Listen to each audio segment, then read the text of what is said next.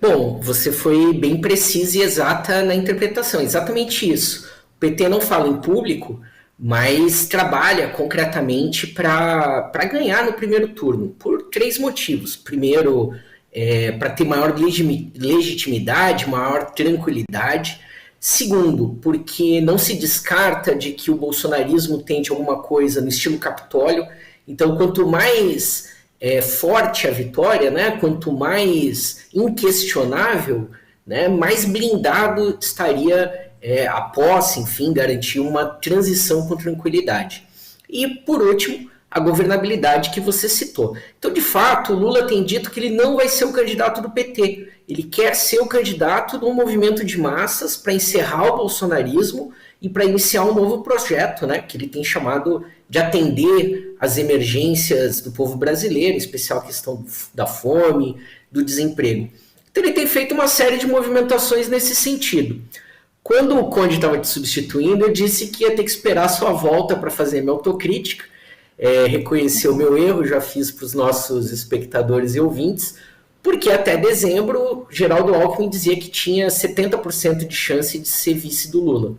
Ele saiu daquele jantar de prerrogativas e alguns dias depois agora ele tem dito que é 100%, ele desistiu mesmo de concorrer ao Palácio dos Bandeirantes. O que o Alckmin está esperando? O PT e o PSB resolverem a federação partidária, que avança a cada dia, né? Hoje já foi anunciado que eles já definiram que essa federação terá uma direção de 50 pessoas, que as vagas serão divididas proporcionalmente ao número de deputados, que haverá uma rotatividade na presidência dessa federação, e tudo isso é muito importante, porque a federação não é só para a eleição do Lula, ela vai valer para as eleições municipais também, né? Então é um grande casamento, assim, é de fato uma frente ampla, como a gente tem no Uruguai.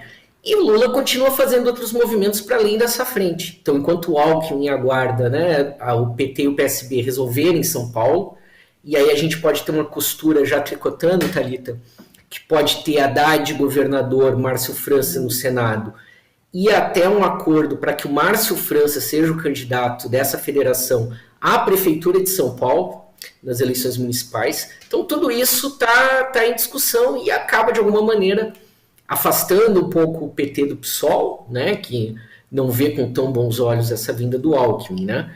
O outro movimento, então, que o Lula tem feito, nesse sentido de movimento, de ampliar, é em direção à rede.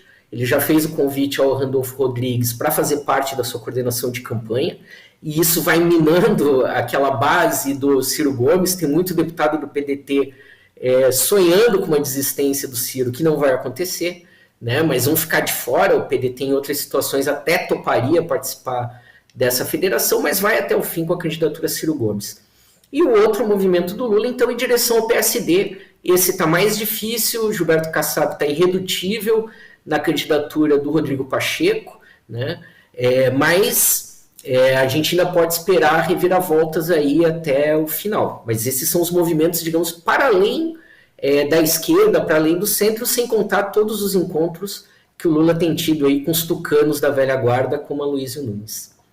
Mesmo que o Rodrigo Pacheco não decole nas pesquisas, Gilberto Kassab vai insistir nessa candidatura e não formar a federação com os partidos que já estão se articulando? Olha, é muito engraçado, Thalita, porque o Kassab está usando a mesma tática do Valdemar da Costa Neto.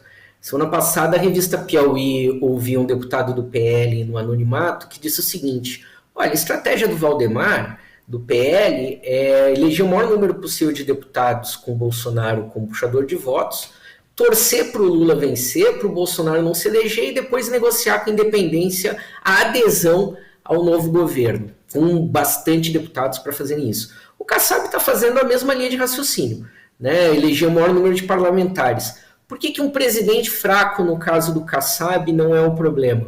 Porque eles vão destinar o fundo parlamentar, o fundo eleitoral, muito mais para as campanhas nos estados do que para uma campanha presidente que é caro. Por isso, para ele é indiferente, como é indiferente para o MDB com a Simone Tebet, né? Agora, vira um problema para o PSDB com Dória, que precisa ter força e aí vai tirar dinheiro dos parlamentares para isso, e é o que também tem um pouco preocupado os parlamentares do Podemos, que já ameaçam desembarcar da candidatura Moro, por exemplo.